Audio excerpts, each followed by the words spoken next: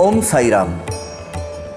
सुखी, संपन्न और आनंददायी जीवन जीने की राह यानी भगवान श्री साई बाबा का श्री साई सच्चरित, ये पवित्र पावन ग्रंथ। आइए अध्यात्म मार्ग पर चलिए पवार काका के साथ आनंद लेते हैं श्री साई सच्चरित के भावानुवाद का। ओम साई राम।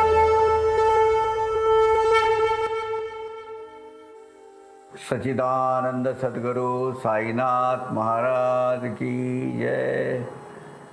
ओम श्री साईनाथाय नमः।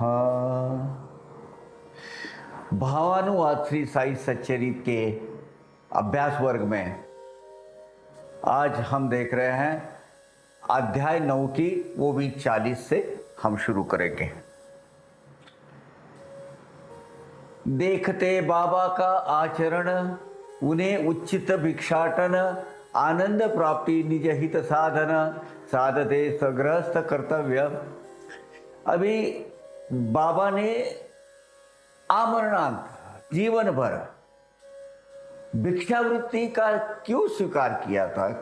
भिक्षा मांगने की जो उन्होंने वृत्ति स्वीकार कर ली थी, संन्यास व्रत के जैसा उनका ये एक व्रत था, तो ये क्यों किया था? इसके लिए कुछ स्पष्टीकरण आगे के कुछ मूल्यों में आ रहा है। इसमें अध्याय 90 की वो भी 40 ये कहती है कि अन्नदान, सन्यासियों को भोजन करवाना आदि कर्मों की पूर्ति करना, ऐसे कुछ कर्तव्य गृहस्थाश्रमियों के लिए, उनके परम सुख के लिए, शाश्वत आनंद की प्राप्ति हेतु आवश्यक होते हैं और आवश्यक है। ये गृहस्थाश्रमियों का ये धर्म है, परम धर्म है।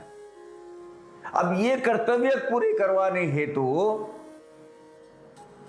बाबा के हाथों या उनके हाथों, ये गृहस्थाश्रम के हाथों से ये अच्छे कर्म सत्कर्म हुए, गृहस्थाश्रम का उनका जो धर्म है उसका आचरण हुए, उन्हें आत्मानंद और आनंद के सुख प्रदान हुए, इसीलिए बाबा भिक्षा मांगते थे। बाबा, आपको पता है, बाबा जब भिक्षा मांगे लगभग एक 9:30-10 बजे बाबा निकल जाते थे भिक्षा के लिए। एक आधा एक घंटा वापस आते थे। 9, 9:30, 10 के बीच में जाएंगे, 1 घंटे में वापस आएंगे। बहुत सारी, और इसके 5 घर में भिक्षा मांग कर तो लाते ही थे, और बाकी के सब भक्त भी अपना भोग चढ़ाने के हिसाब से चढ़ावा लेकर आते थे। कितना खाते थे बाबा? कुछ भी नहीं। एक आने वाला खाया खाया, नहीं खाया, बाकी सब भक्तों में बांट देते थे। बाकी यानी अपने उदर भरण हेतु बाबा का भिक्षा मांगना था ही नहीं, वो था गृहस्थाश्रमियों को एक मौका, एक संधि प्राप्त करा देने हेतु।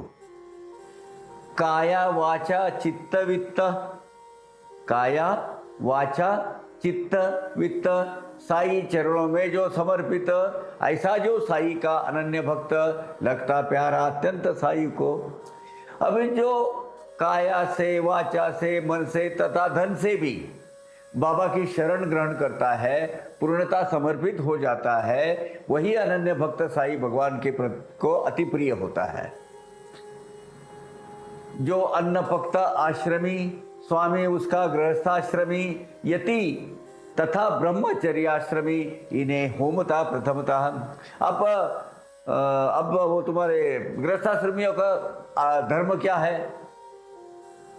जो गृहस्थाश्रमियों के घर में अन्न पहला पकता है, जो तैयार होता है, जो भी अलग अलग तरह के जो व्यंजन बनते हैं अन्न से, उसका स्वामी कौन है? गृहस्थाश्रमी है। लेकिन पहले वो किसको प्रसाद रूप में या महाप्रसाद के रूप में किसको देता है? पहले यति या ब्रह्मचर्याश्रमी को देता है। यतेनि जितेंद्र, सन्यासी योगी, होमता यानी अर्पण करता। गृहस्थाश्रमियों के घरों में जो अन्न पकाया जाता है उसके पहले उस अन्न को वो गृहस्थाश्रमी यति धर्म पालने वाले या यतियों को तथा ब्रह्मचर्य आश्रम में रहने कर विद्यार्जन करने वाले ऐसे इन लोगों को सर्वप्रथम अर्पण करता है। न देते प्रथम उन्हें अवदान, अवदान यानी समर्पण देना, समर्पित करना। न देते प्रथम उन्हें अवदान, स्वयं गृहस्थ जब करते सेवन, करना पड़ता चंद्रायन शास्त्र निर्बंधन श्री शुद्धि। अभी चांद्रायन व्रतक, इसमें चांद्रायन व्रत एक लिखा है शास्त्रों में शुद्धि करने के हेतु, यानी अगर यति या ब्रह्मचर्य आश्रमी को या भगवान को भोग चढ़ाए बिना जो खाना खाया जाता है, अगर गृहस्थाश्रमी करता है एक बार, अगर ऐसा करता है, अगर उससे भूल चूक भी हो गई, जाने अनजाने भी हो गई, तो उसको जब उसको पता चलेगा तो उसके लिए चांद्रायन व्रत लिखा गया है। ये चांद्रायन व्रत क्या है, इसका हम जरा डिटेल में देख लेते हैं। शास्त्र में ये लिखा है कि भाई अगर तेरे से ऐसी भूल हो गई तो तुझे चांद्रायन व्रत करना पड़ेगा। अब चांद्रायन व्रत क्या है, ये शास्त्र निर्बंधों में लिखा हुआ है, शास्त्र के अंदर ये विस्तृत वर्णन किया हुआ है।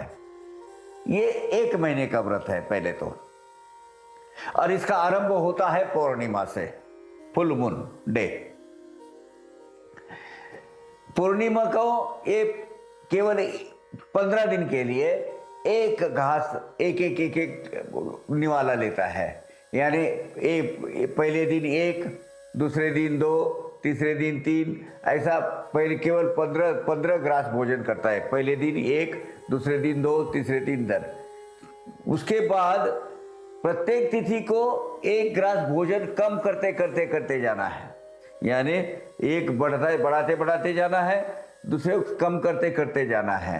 यानी पूर्णिमा को जो शुरू होता है वो कौन से पूर्णिमा को, फुल मून को, उसके बाद वो दूसरे पूर्णिमा को खत्म होता है। वो कहाँ से शुरू होता है, पूर्णिमा को उसने 1 लेना है, 2, 3 करते करते अमावस तक जाना है, और बाद में शुक्ल पक्ष यानी एक तिथि घट जाती है तो एक घास, पुनः एक घास भोजन बढ़ाते हुए चतुर्दशी को पूर्ण व्रत किया जाता है। यानी पहले एक जैसा बढ़ेगा अमास तक, और उसके बाद जैसे एक कम करना है और एक बढ़ाते जाना है। कहीं से भी स्टार्ट करो, कौन से पूर्णिमा से स्टार्ट करो तो इसके ऊपर है। ज्यादातर ये कृष्ण पक्ष में और शुक्ल पक्ष में, तो पहले शुक्ल पक्ष में शुरू किया जाता है और चतुर्दशी को ये व्रत खत्म हो जाता है। फिर से मैं बताऊं आपको, प्रत्येक तिथि को एक ग्रास भोजन कम करते जाना है। कब, पूर्णिमा को केवल 15 ग्रास लेना है, फुल मून को एक कम करते जाते। अमावस को वो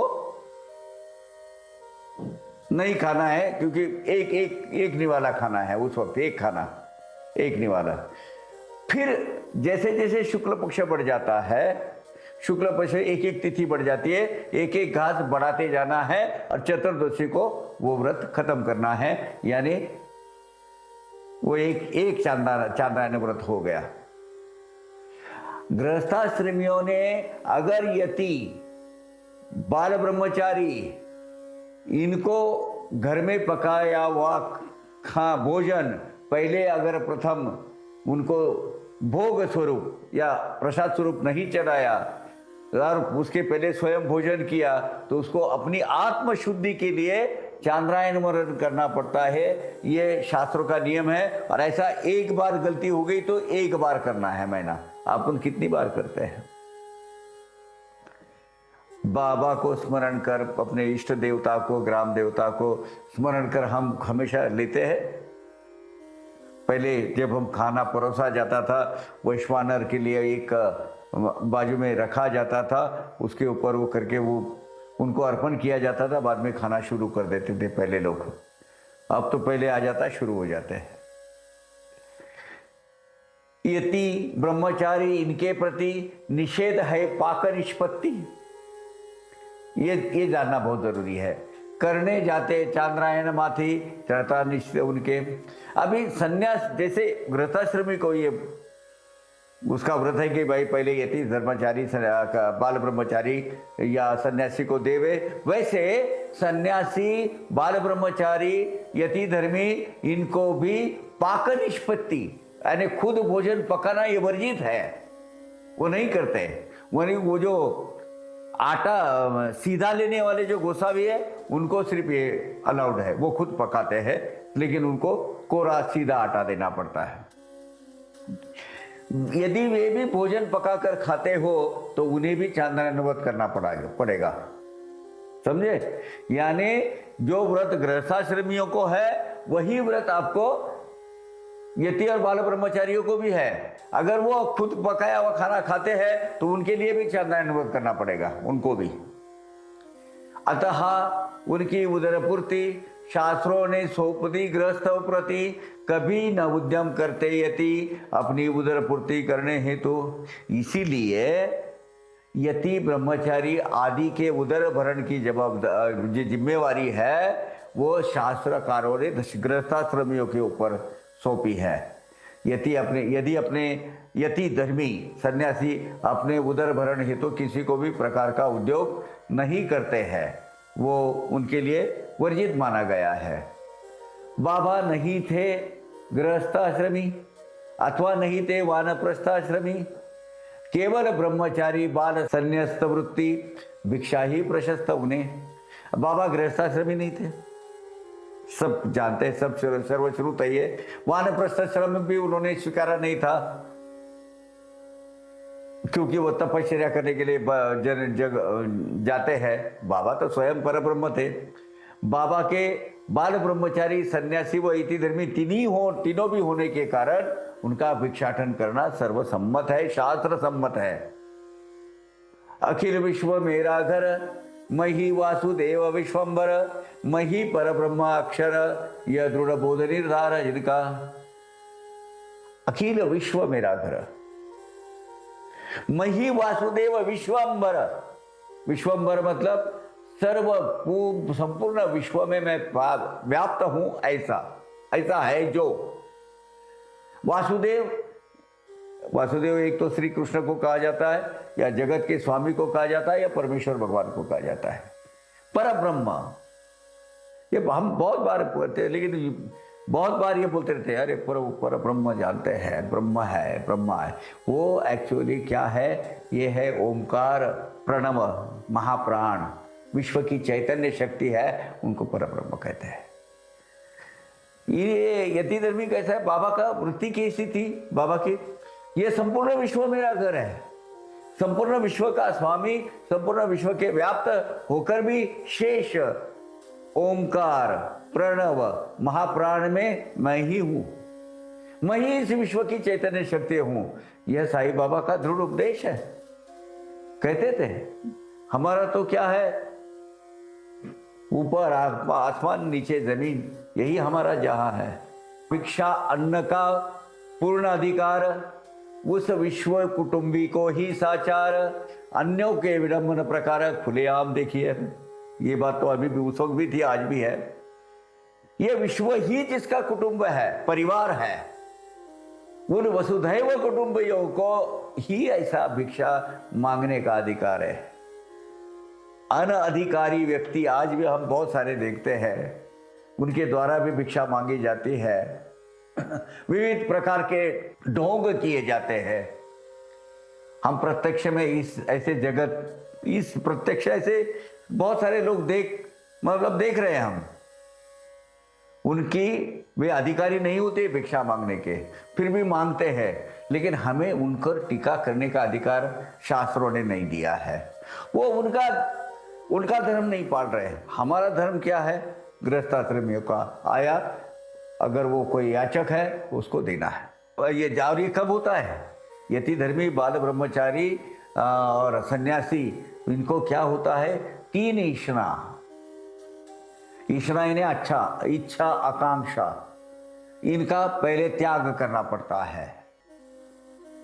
ईशना इन्हें इच्छा वासना,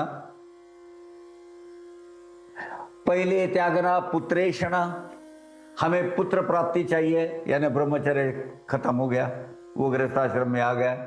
पहले त्यागना पुत्रेषणा, फिर वित्तेषणा,